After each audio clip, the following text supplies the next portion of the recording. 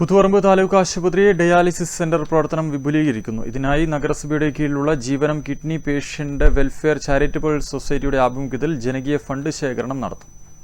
നിലവിൽ കൂത്തുപറമ്പ് താലൂക്ക് ആശുപത്രിയിൽ 10 ഡയാലിസിസ് യൂണിറ്റുകളാണ് ഉള്ളത്. 2 ഷിഫ്റ്റുകളിലായി ദിവസവും 18 പേർക്കാണ് ഡയാലിസിസ് ചെയ്യുവാൻ സാധിക്കുന്നത്.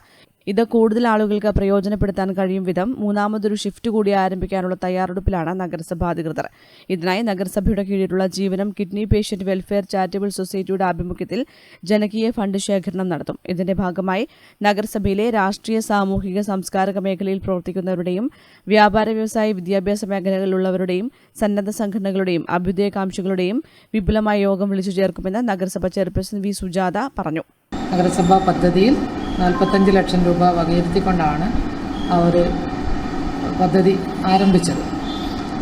എന്നാൽ ക്രമാതീതമായ ഒരു വർധന ഈ കിഡ്നി രോഗികളുടെ കാര്യത്തിൽ ഉണ്ടാവുകയും കുറേ അധികം ആളുകളെ, പാവപ്പെട്ട ഭരോഗികളെ ഈ ഒരു ഡയാലിസിസ് ആവശ്യാർത്ഥം ആശുപത്രിയെ സമീപിക്കുന്ന ഒരു സാഹചര്യം ഉണ്ടായപ്പോൾ കഴിഞ്ഞ ഭരണസമിതിയുടെ കാലത്താണ് രണ്ടാമതൊരു ഷിഫ്റ്റ് കൂടി അവിടെ ആരംഭിക്കുന്നതിനെക്കുറിച്ച് ആലോചിച്ചത്.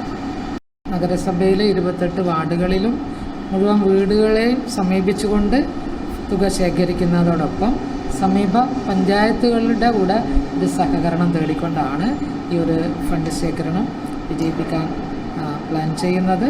അപ്പോൾ മാധ്യമങ്ങളുടെയും നമ്മുടെ നാട്ടിലുള്ള എല്ലാ വിഭാഗം ആളുകളുടെയും പൂർണ്ണ സഹായവും സഹകരണവും ഈ ഒരു ജീവകാരുണ്യ പ്രവർത്തനത്തിനുണ്ടാകണം. 20 വൈകിട്ട് 4:30 സ്റ്റേഡിയം പവലിയനിലാണ് യോഗം ചേരുക. വാർത്താസമ്മേളനത്തിൽ താലൂക്ക് ആശുപത്രി സൂപ്രണ്ട് അലി KV, നഗരസഭാ സ്റ്റാൻഡിംഗ് കമ്മിറ്റി ചെയർമാൻമാരായ KK Shameer, K Ajitha, councillor Muhammad Rafi, ആശുപത്രി PRO സിജു C തുടങ്ങിയവർ പങ്കെടുത്തു. News bureau, Koothuparamba.